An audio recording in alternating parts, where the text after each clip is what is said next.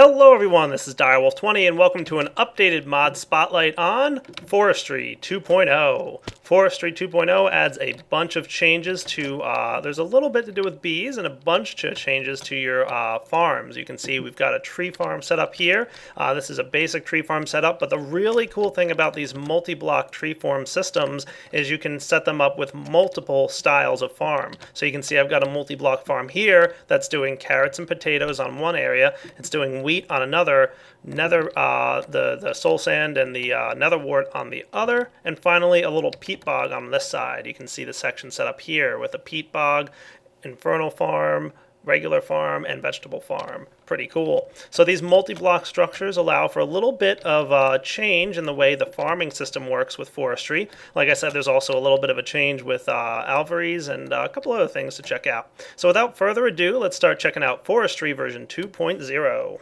Alright, one of the first things I want to tell you guys about is a new tool that's going to really help with your tree farming. Now, as you recall in the last spotlight I did, there's a whole new system of tree breeding which gives you access to a ton of different saplings and all kinds of other cool stuff. So we've got literally like over a dozen different types of trees you can make from your saplings. And the way you get those is by putting two different tree types next to each other and having some bees nearby.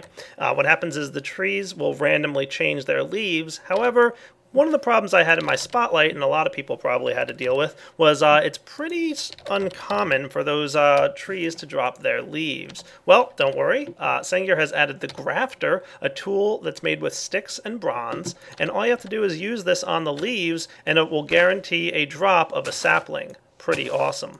Not bad at all. However, as you can see, it only has about 5 or 6 uses before it burns out. So you got to make sure to collect your saplings there. Not bad at all, though. So that's a good way to get your, breeding of your saplings. It has, like I said, about 5 uses. So pretty cool. Do note that this only works on trees that have been either grown through the forestry breeding system or on trees that the sapling was run through a treealyzer. So if you try and use a grafter, for example, on a vanilla tree, it won't necessarily work. But if you run the treealyzer, which I'll go ahead and get one of those now, and don't forget you need some honey. And you go ahead and analyze one of these regular oak saplings, and then plant the oak sapling and bone meal it.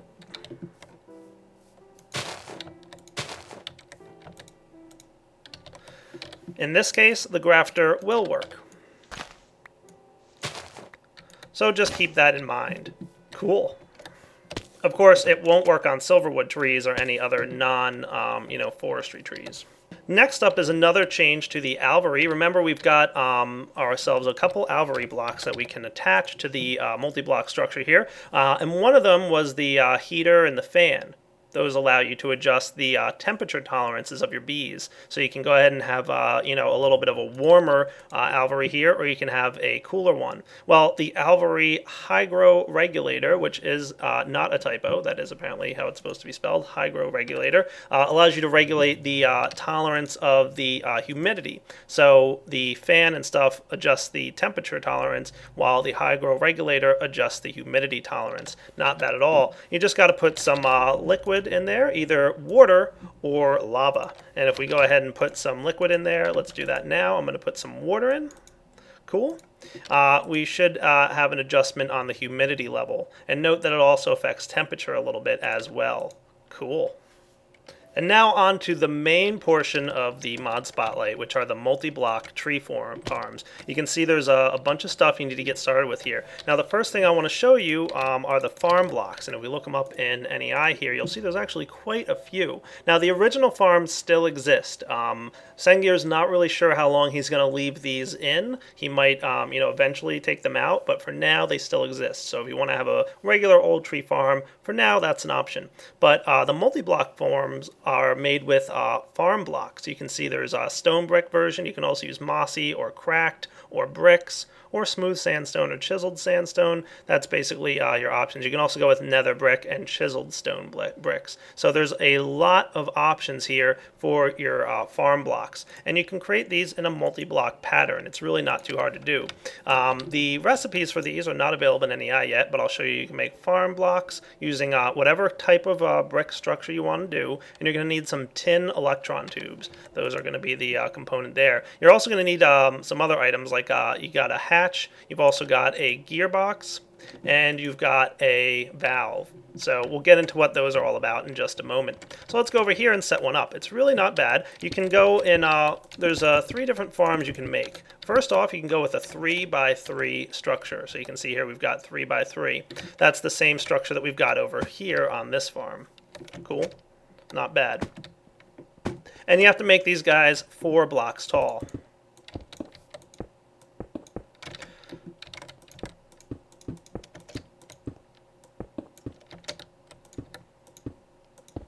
And once you've made them 4 blocks tall, like that, it should, within a few seconds, adjust and become a multi-block structure. We're all familiar with multi-blocks by now.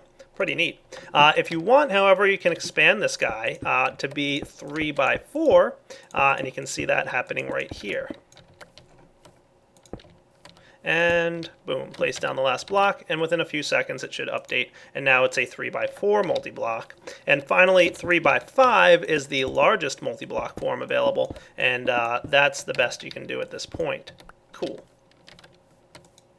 And like I said, a few seconds, it'll update and become a multi-block. Now the difference between a 3x3 and a 3x4 or 3x5 is how wide your angle is. So you can see this guy currently has about that much space. That's the maximum size that a 3x3 can have around it. And this is also a 3x3, and that's about the same size. The 3x5, however, can expand and be a little bit larger than that. So that is step 1 of your farm multi-blocks. You got to go ahead and build them.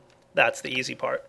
Step 2 is connecting power to this machine, and the way to do that is you have to replace one of the blocks in here with a gearbox. The gearbox is what allows this machine to function with power. In order to get that set up, like I said, replace one of the blocks, which breaks the multi-block, and put a farm gearbox in its place. That's the block that you connect power to. And I'm going to do that with some redstone energy conduits just for now, because it's a good idea to have the faster speed that they can allow during the spotlight. But typically you can go with peat-fired engines or any other kind of low power source. You don't need to supply a ton of power to these farms, just kind of like the previous versions of the farms. So like I said, going to go ahead and connect this guy up, and he's up and running with power. The other thing we need to do is supply water. You have to water your farm, and there's actually a bit of math behind the hydration required. There's a few things you have to worry about. You have to worry about the humidity of the environment. So this is a normal humidity. So if you build this in a desert, it's going to burn through water more often than if you build it in a jungle, for example, where there'd be high humidity.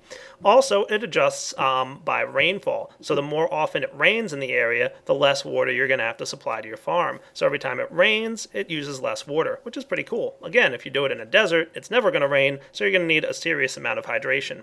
And then also by heat. So the temperature of the environment also adjusts how much hydration you need. That's pretty cool. So a lot of water required based on where you build it. Railcraft water tanks would be a pretty good choice for supplying water to these guys. Speaking of supplying water, if you want to supply water, you're going to have to go ahead and get yourself a farm valve. Let's see, farm valves are right here. So you can go ahead and grab yourself. I'm using just the regular old brick version, the stone brick version. But like I said, you can build these out of multiple different bricks, just suiting your style of play. So you can go ahead and stick a valve anywhere you want, really.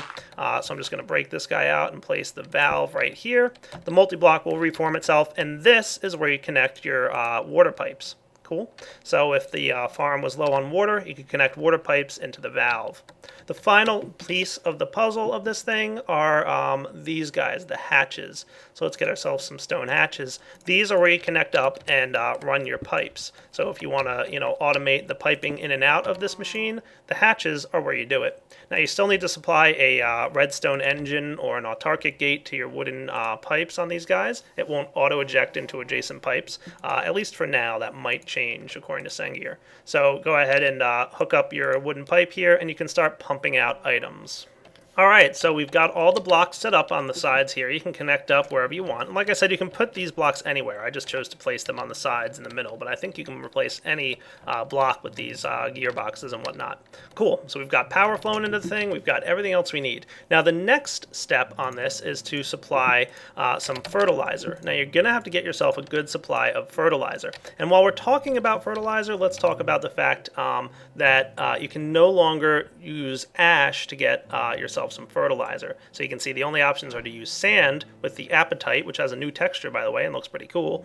That gets you 8 fertilizer, or if you use ash around it, you'll get 16, so it doubles the fertilizer output. The other changes to apatite are that it no longer spawns in smaller little areas all over the world. It tends to spawn above Y level, I want to say 60, and you're basically going to find them in large veins. So it's not going to be like a little bit here and there. It's going to be uncommon. You'll find veins, but you'll find them in big areas, like a whole ton at once.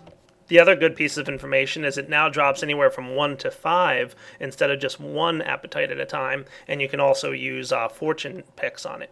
Cool. So now that we've got our fertilizer, go ahead and put it in, and the no fertilizer error should disappear pretty quickly. And it'll change to say there's no farmland. Now you have to use a certain type of sandstone or bricks or stone bricks to create the platform for the farm to be built on. And you can kind of see I've got that over here. I've got a bunch of bricks laid out all over the place. Kind of in a sloppy pattern. I was being messy. But you have to lay that out in order for the farmland to go ahead and place its materials on. So it won't just place it anywhere. You have to lay down some fancy bricks in order for it to place the material on. And you can put that at any height of this thing, so we can lay them out, you know, down here on the bottom, like I have it over here. Or you could even, if you want, put this farm underground and then lay out your bricks on the top here. So maybe I'll do that just now to demonstrate. So it's pretty easy to do. The other thing is that as you add bricks to an existing system, so let's get a bunch of stone bricks here. Cool. As you add bricks to this existing system, it's going to take a little while to catch up and realize it's there, and that's kind of like a lag technique to prevent lag. So I'm going to go ahead and lay these out here. Cool. And as I put them out, you'll see because this is a 3x5 farm, it's going to, you know, reach further away than the 3x3s. Pretty neat, huh? Alright, that should be enough now just to get started demonstrating this. Okay, so let's see how it goes. I'm going to go ahead and open up this farmland. And because we're doing arboretums, which is the default for the farm, you can only get sapling arboretums, which is the default for now. Let's get ourselves some humus. And let's get ourselves some saplings. Should be good. The other good thing about these is these can grow all forms of saplings. So if you get some like cherry trees or whatever, for example, those didn't work on the old farms, but they will now. You can see there's some hints here about where to place the soil and the saplings, etc., etc. Pretty neat. Like I said, sometimes it takes a bit to catch up and realize that there's new land for it to place things on. A good way to speed that up is to break the multi-block and replace it. But if you just wait a little bit of time, it will eventually also catch up and reset itself. So just give it a little bit of time there. And let's wait for some humus to start showing up. So as promised, after a little bit of time, it decided to start planting its humus here, and it's planting the cherry tree saplings as I showed you guys, which is pretty awesome.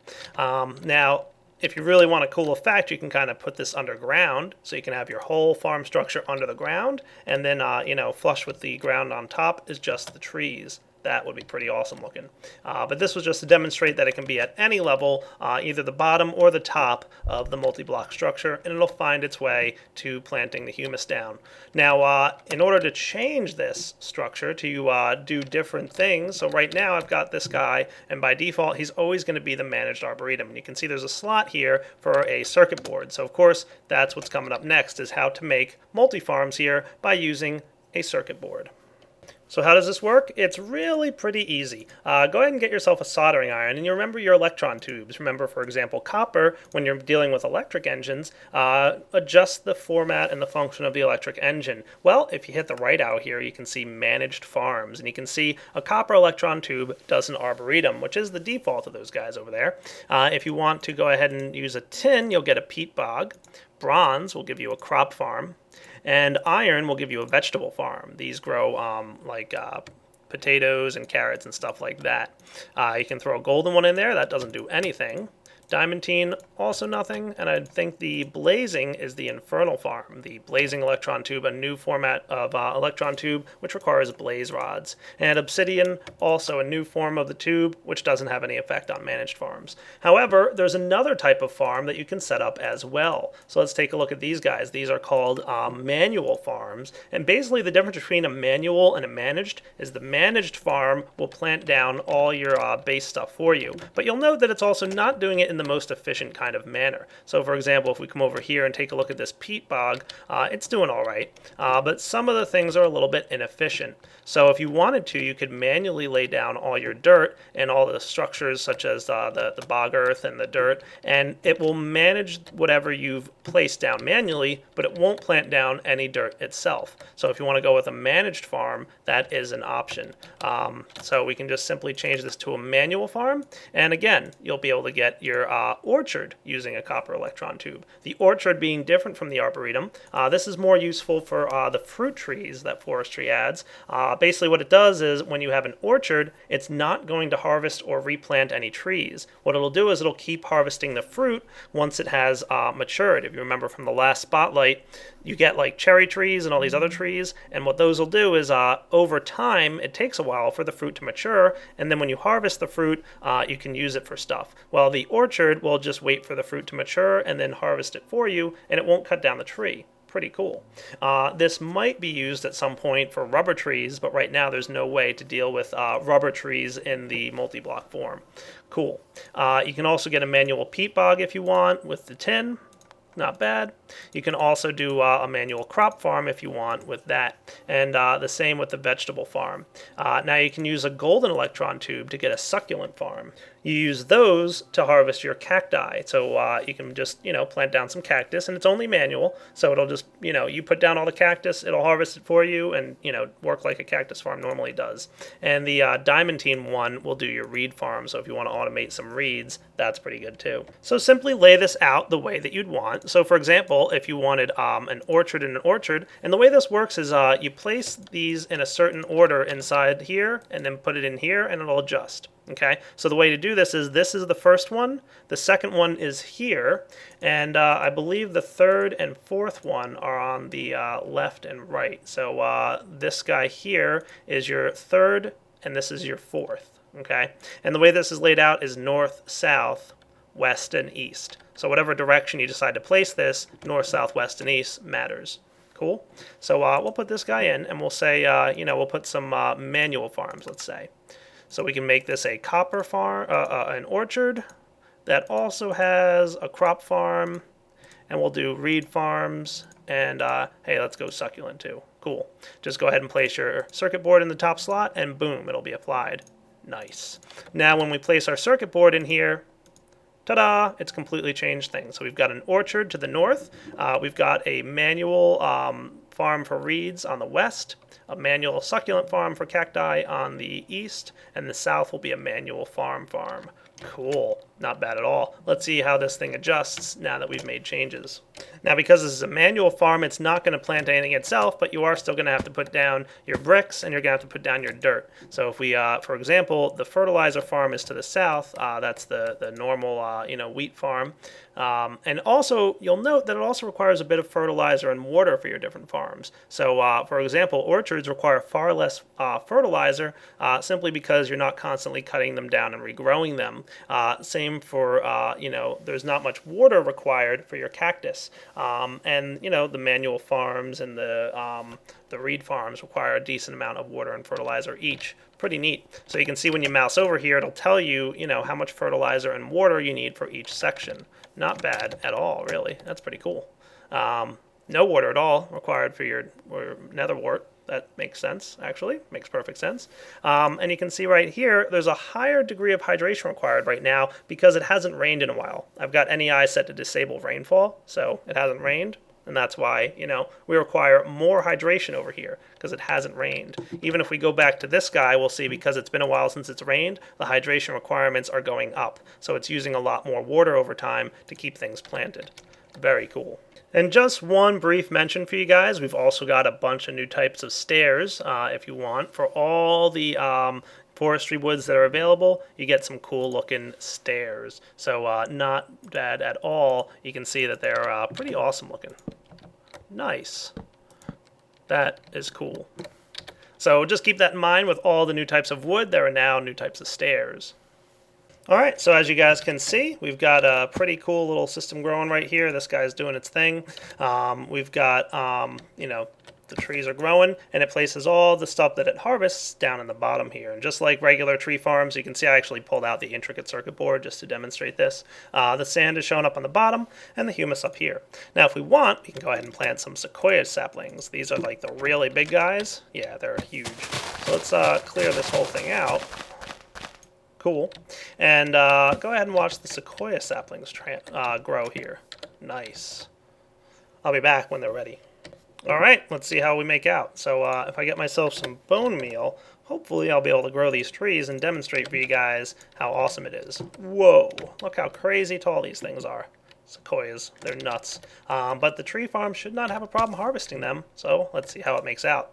Oh yeah, there it goes. It's chopping down that sequoia wood awfully quick. That's because I've got the redstone energy cell down there, of course. It wouldn't be going that fast if, you know, it was just powered by a peat engine, but nice. Look at that. So these tree farms are capable of harvesting even the tallest of trees. They do a pretty nice job. So cool.